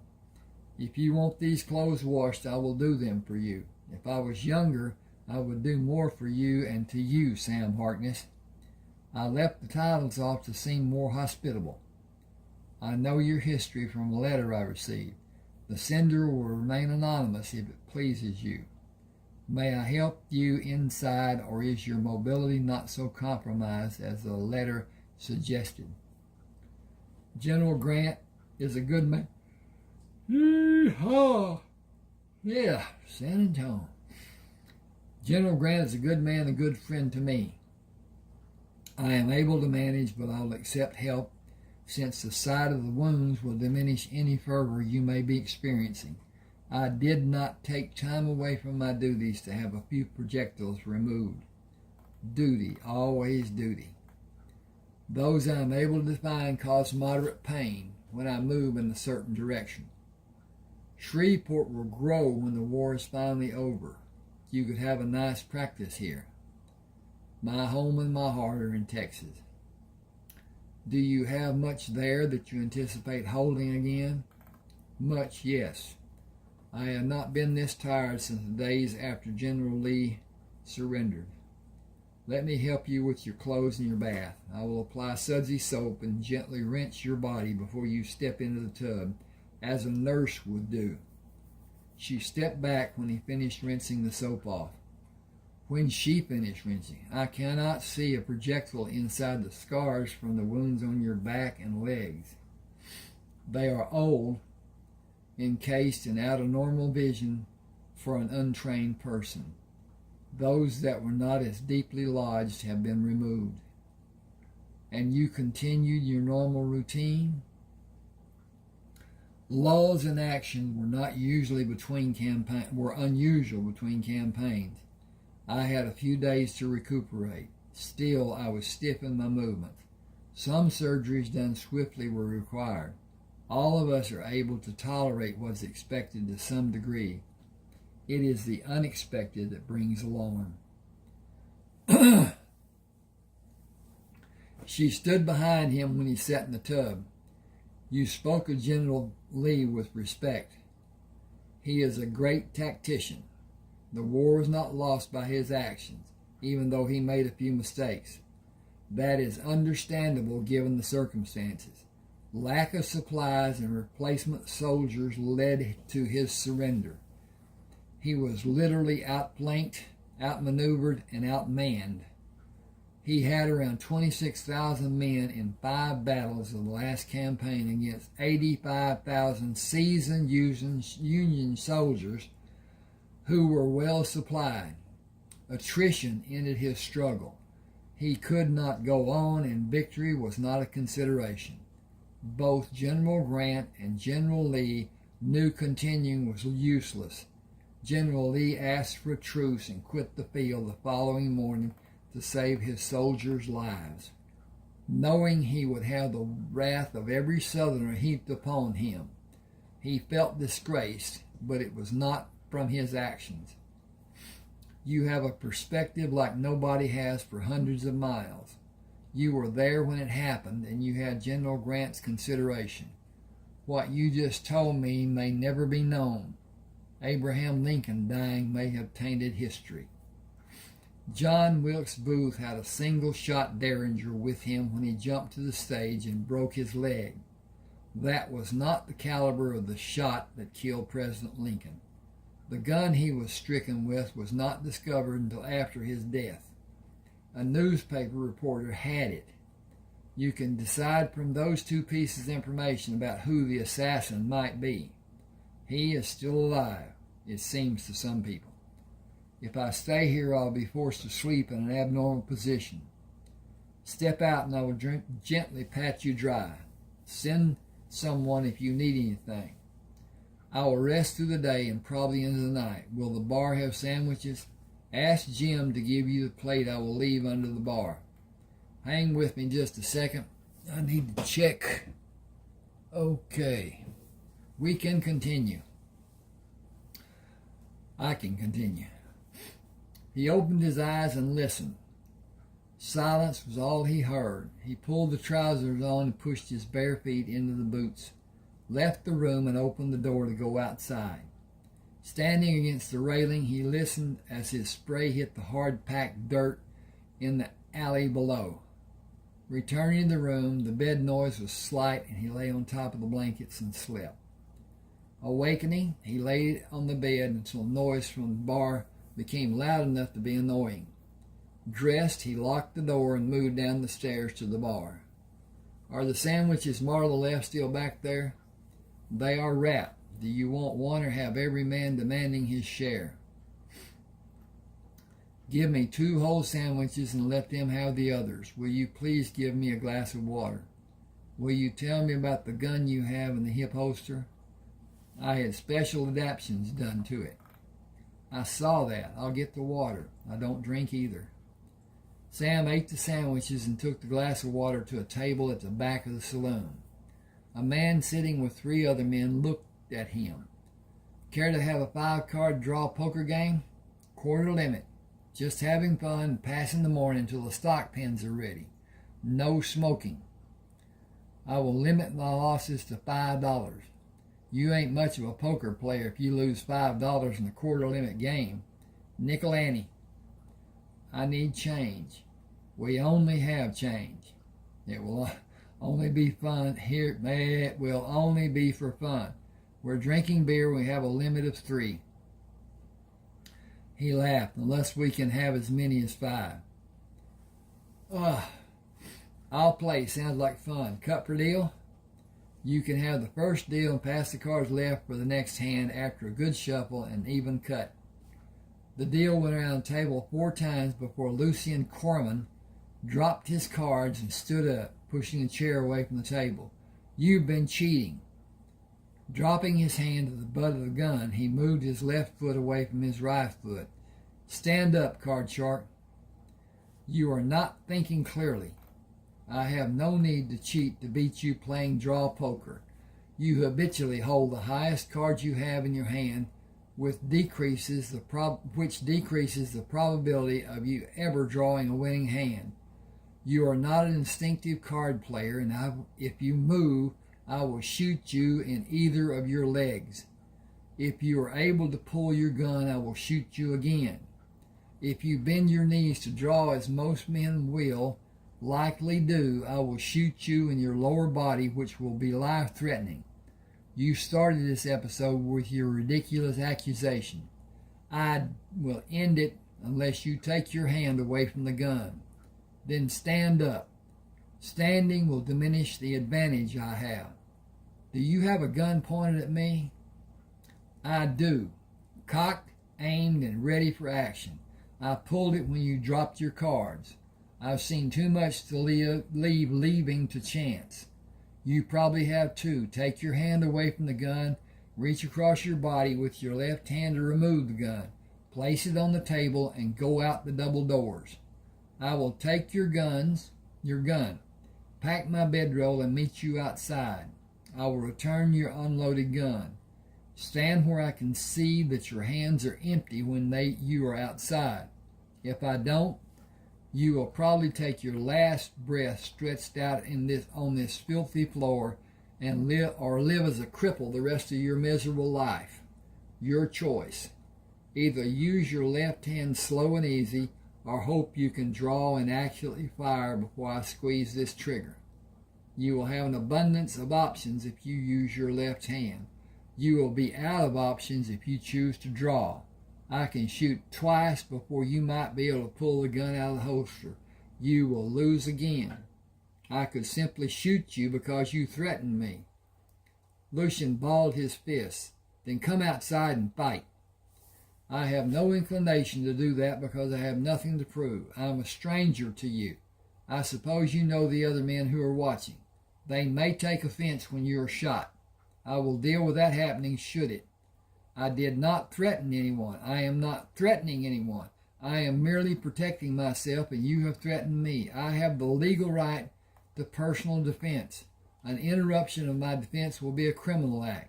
Please do as I ask. Dying because you're a poor poker player is so ill-advised.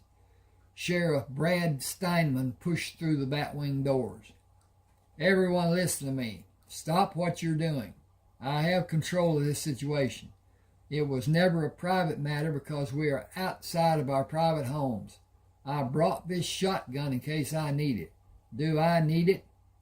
Sam continued watching Lucian. We were having a friendly poker game with a low limit on betting. The man standing and facing me lost every hand. The deal had been passed for each new hand. He lost every hand and focused his frustration on me. I have a gun pointed at him.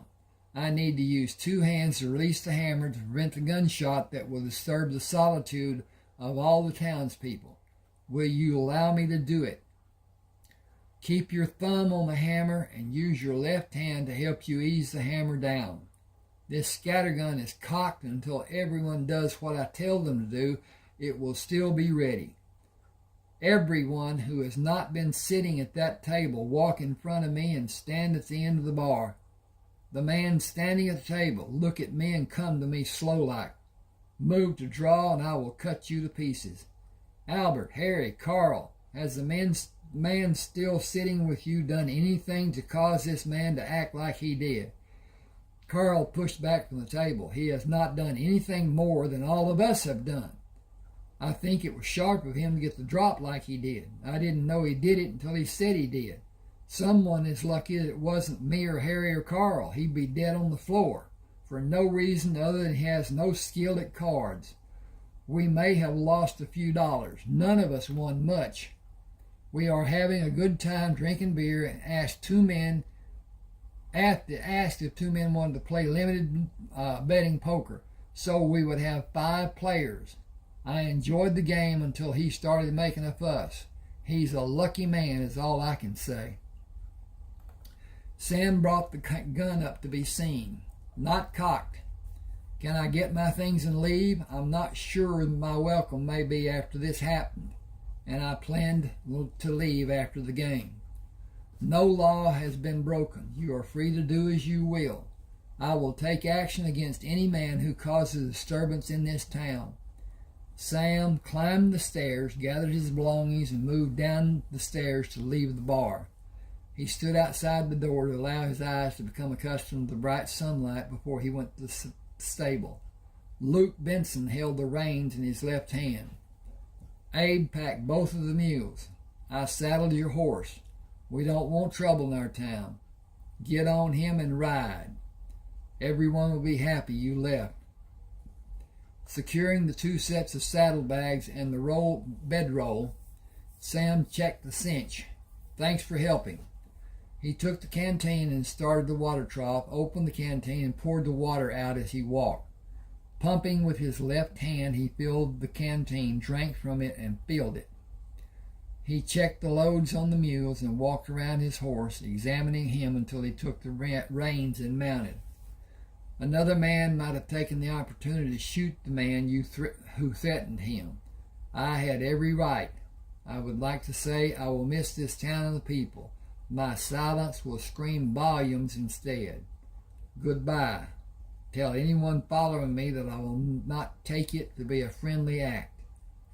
He placed his hands on the lead rope tied to the pommel, reached down to pull the Henry rifle out of the boot, lightly thumped the tube, and pushed it back in the boot. Moving his hand down while he continued watching Luke, he pulled the .22 caliber rifle out, checked the chamber, and pushed it back in the second boot. Stand away from the horse and mules, and we will gladly leave. Moving by the cattle pens, he pulled the horse to stop at the road signs, stood in the stirrups, and looked back. Shreveport, I'm happy to be able to look back as I leave. Texas is such a long ago memory. My people are all gone. I hope the old home place is still standing. I will not see it to be a great loss if it is not. Hang on just a second. Let me look at this. And it is, just 10 minutes later. That's not bad. Sitting in the saddle, he pushed the horse to start. We should have good roads to travel there. You will have an abundance of forage. Beware snakes. I will keep a strong fire during the dark of night. The man at the stable kept his promise of the 8 pounds of grain I paid for when I paid him to care for you and the mules. You will have better fare than me until we find a trading post. Sam shot 3 rabbits, moving away from the campsite, and shot 4 rabbits as he was going back. Using a slender, folding spike, he held each of the bodies over the fire to cook until brown on the outside. One small pot contained wild cabbage and plants he could not name, boiled over the smaller fire. I will need a wagon after I dig up the boxes, pots, pans, irons, utensils, and personal items. My uncle said they will always be safe on top of the hill. I still miss him every day.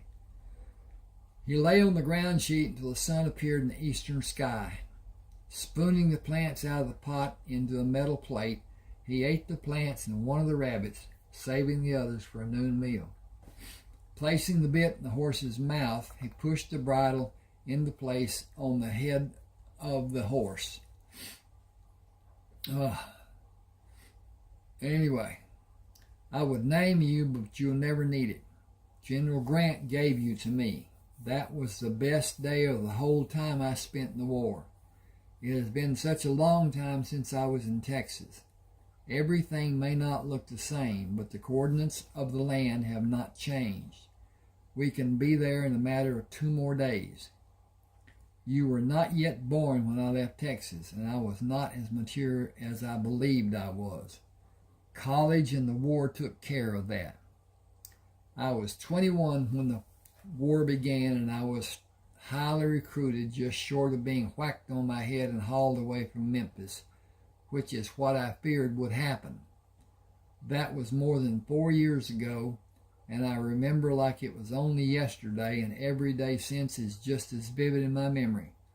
Horrible days and nights. I am furloughed, not discharged, but I am without orders. General Grant promised my full freedom without it being written and recorded. War turns natural into unnatural. Time to saddle and water you and head southwest. You and the mules will have plenty of chance to drink from streams until we find the old home place. I think I need to find a bed. I am forced to disclose a postal contact to receive the money I am entitled to and the monthly pension. A waste of 4 years of my life and the lives of young men that are unaccounted and forever forgotten. Most of them are in unmarked graves. I can never speak of what I witnessed those 4 years. Honor your duty, always faithful. I did and they didn't. I was and they weren't. Sam came to a barbed wire fence and stopped the horse. This is my old homeland, but this fence was not here when I left for college. 3 riders galloped toward him, too late to evade them. He pulled the rifle from the boot and held it above his head. I can only hope they see my action and be friendly. Tommy Russell slowed his horse before he came near the fence. I've seen that done before. Were you in the war? From the start until it was declared to be over. Medical. You're on the land of my old home. Rayford Coleman owns it now.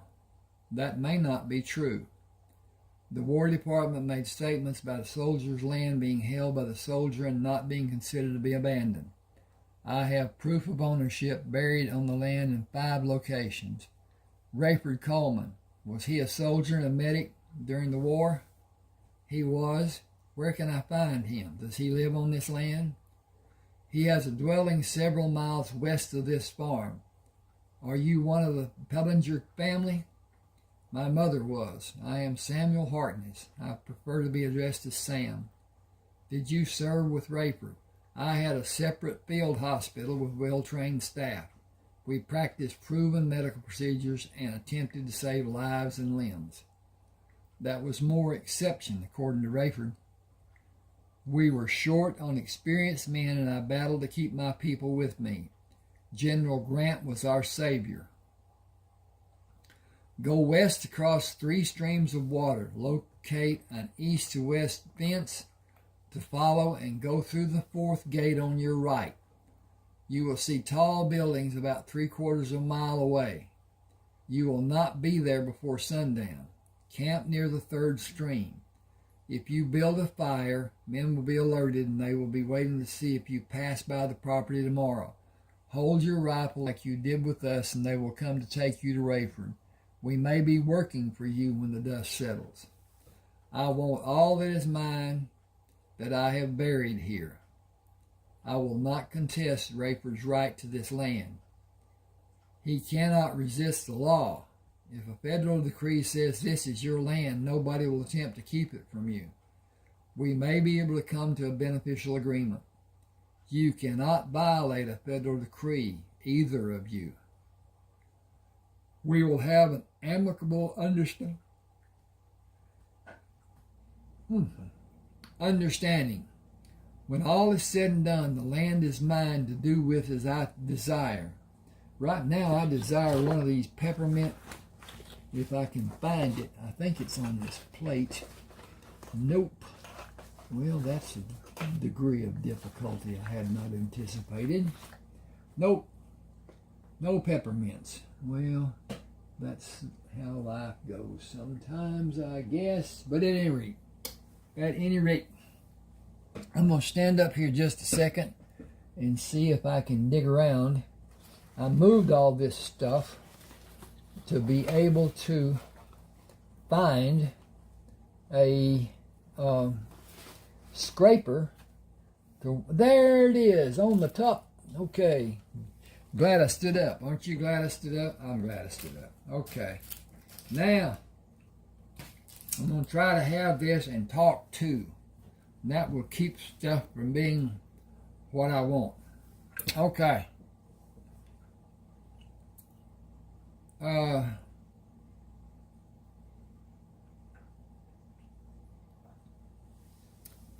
We will have an amicable understanding.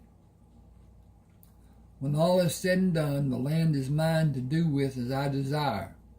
That is also the law. Are you a licensed medical practitioner? I am. Men asked to come here to stay with me. They are still serving. They are one of my concerns. Will you help them until I am able? I will. Rayford is not a hard man. Rayford Coleman is an honored soldier and medical professional. I will not dishonor him. How's your shooting ability? I had that long before the war. I was never in a battle, only because I carried a medical bag, and not a visible weapon in most cases. I defended wounded men from Confederate troops, not my proudest memories. Memories, more than one? 9 to be exact. Decorated, more than I want to recount. You have considerations coming from the Union, Army, and Congress. Plenty of them. I am forced to give my location to have a part of those considerations sent to me. We have a post office in Rusk. I will take land farther south. You better have help. There's some tough hombres down that way that you may not want to tangle with. I will eliminate those who need eradication. Pardon my asking, did you receive training from your uncle? Severe and useful at different times. Was he mixed in his heritage as I am? I would wish you lots of luck, but you don't need it. Wishes of success. I don't know why that did that. Boy, I've changed my font size. Don't want that. Okay.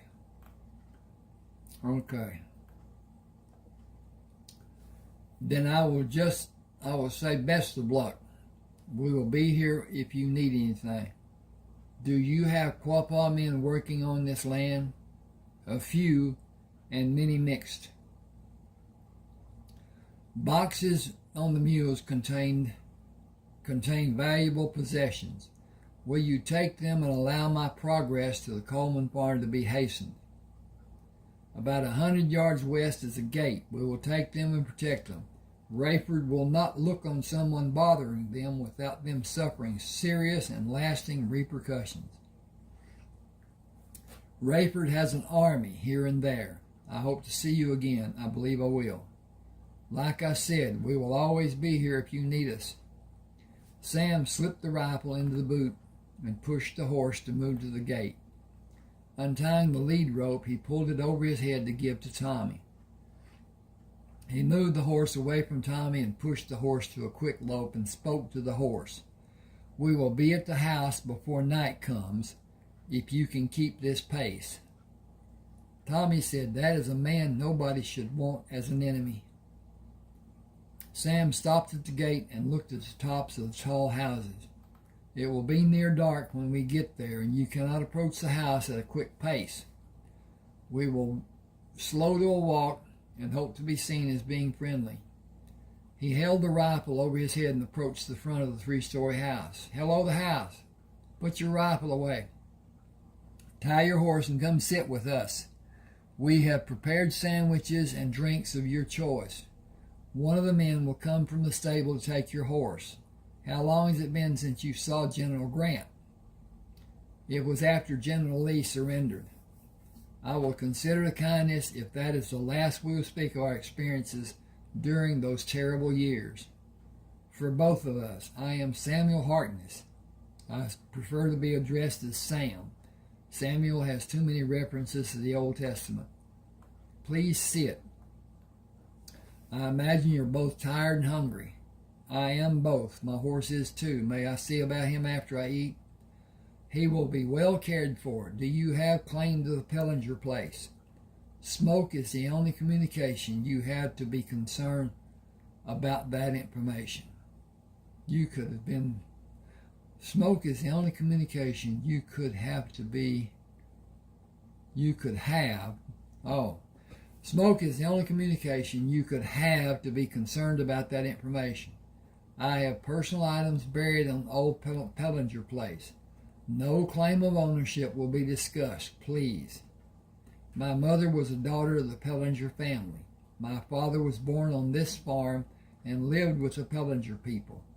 His brother was my tormentor, my uncle. The message told of your medical license. I had a tormentor, my uncle. I will torment my children with their mothers helping. We have no choice about the Pellinger place. By decree, it is yours. I saw herds of cows and horses and crops growing. I had no part in that being done. Will you consent to a working partnership? I have no desire to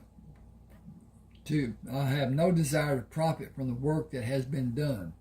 I'm thinking about another. Okay. You have a number of animals that you will possess when you contact the government about the awards from presidential decree, congressional awards, and awards from the U.S. Army. Those animals will be brought to your home. The Pellinger place is your home. Neither of us can stand as guilty of defying federal declarations. You must establish the Pellinger place as your home and take delivery of your awards. With your heritage known or suspected, white women will shun you like you have the plague. I have never had occasion to entertain a woman. That is not something I care to pursue at this time. Pursue, not pursue. What will you need to do? Hooey! Excuse me a minute. I need to recoup. What will you need that you do not have to be able to recover your concealed property? A wagon and a team of horses or mules. Those are on the farm for your use. What is there that you cannot do without for another 4 years or longer? Gold. You cannot possess enough gold to need a wagon to haul it. No bank will take it for fear that it was stolen. I went to Mexico with my uncle and 6 men. They searched for gold and mined it. I helped as much as an inexperienced child could. We came back with the boxes of gold when the others told us goodbye, left our company, and took their boxes to California. I have maps that designate the different locations. Only my uncle had the ability to locate the longitude and latitude of those mines. He made the maps. The other men were happy to have what they took to California. Did they have a substantial amount of gold? The 6 men each had 4 boxes that each weighed about 100 pounds. Almost $1.5 million. 8 boxes are buried on the crest of hills on the Pellinger farm. 4 are buried the distance from that site, and 4 more are buried the distance from that site. A 3rd wagon load is scattered across the land. I will leave those where they are to be held in reserve. More than $1,750,000, but you also have money coming as rewards and awards for your years of service, land, farming equipment, and animals. I endured so long being called doctor that I almost do not realize when someone calls me by my name. You may not be aware that the value of your purchase price of gold will be decreased next year and the following year according to forecasts. You should convert all your raw gold to gold coins for your use and deposits in a bank. All gold coins will retain the dollar values the coins represent. Why are you reluctant to talk about the gold to have all the knowledge available to you? I miss my uncle, and by tradition I cannot speak his name. 4 of those boxes are his. You bring shame to him. Honor him with happiness that you share memories, and he will know that you will always remember him. Take the boxes to the county clerk. Submit the letter you will have listing your awards and rewards. Tell him where the gold was mined. With the communications you will have from Congress, President Lincoln, and General Grant, the county clerk will not even raise an eyebrow. Your records show that you were in every skirmish or battle that you operated in as a field doctor. It is the same as if you actually fought during those conflicts. Were you ever wounded? Every time the hospital was attacked, on 9 occasions, every attacking man was killed. If not by his first round, a second or third wound was administered. If not by his first round, wow. Often it's because I was wounded and could not prevent it from happening, even if I wanted to. At times I suffered multiple wounds. How many wounds did you have in total? 14 inside or defending the hospital and 7 on different battlefields. Yet you were retained after the 20th wound until the end of the war. Regulations only cover combat soldiers. The Confederate command was ashamed about the actions against the medical facility being done.